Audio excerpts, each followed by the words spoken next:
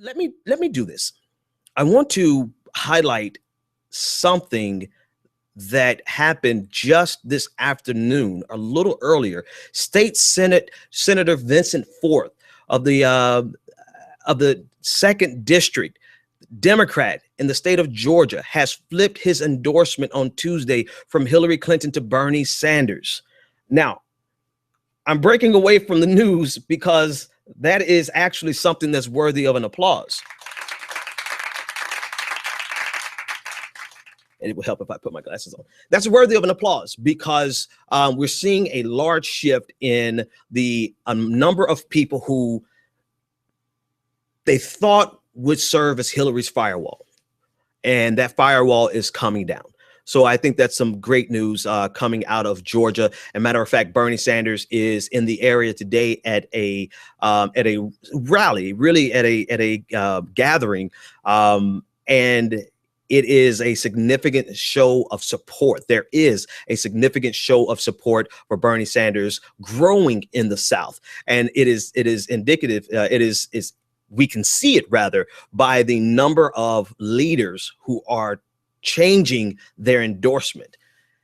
And that was kind of the strategy from the beginning. Hillary Clinton tried to get in there sooner rather than later and suck up all the oxygen out of the endorsements, and get everyone she could early on.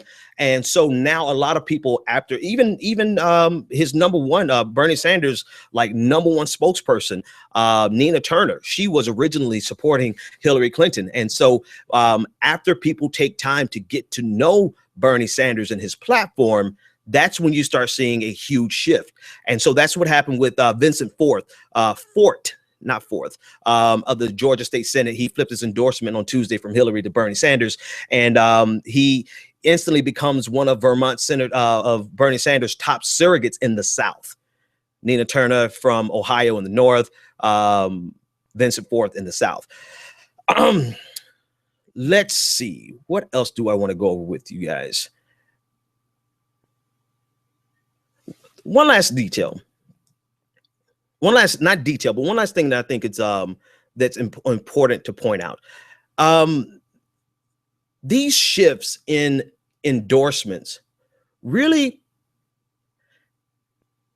take a lot, because there's this great expectation from the establishment that they are owed something.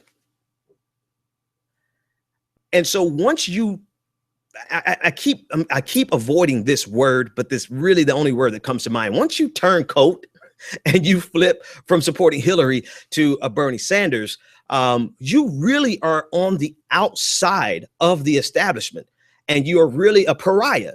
And so anyone that you see that is turning coat, switching from Hillary to Bernie Sanders, they're not doing this for political gain. They're doing this to their political detriment. They are going to be, or they are instantly no longer on the inside of the most powerful political machine, the machine that could give all of these concessions, that can do all these wonderful things for your career. And that's really the benefit of Hillary Clinton. She can do a lot of great things for your career. All you have to do is just usher in the votes for her.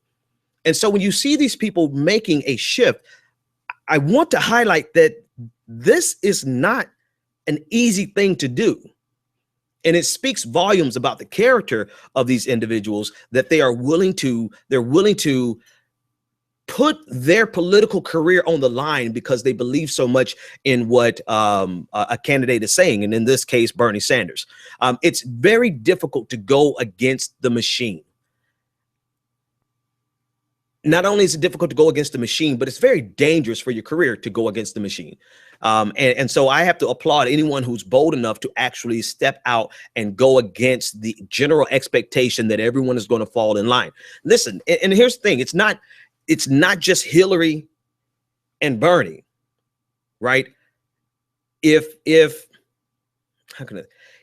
we had a second coming of an Obama, President Obama has become the establishment because he is in power and he has served as president. He has a political machine at his beckoning call, right? So if someone went against that machine in order to support a underdog candidate, then understand that that person who has now left the establishment, whoever it is, whether it's Hillary or Barack Obama, or hell, let's say Bernie Sanders wins and he's president for 8 years. Anyone who goes against the establishment really puts their political future at risk.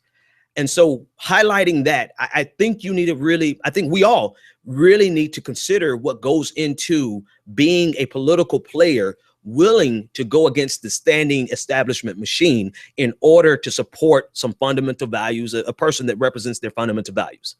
And so to that, I really want to applaud all of these senators who are, and congressmen who are willing to take that leap. All right, with that being said, there are some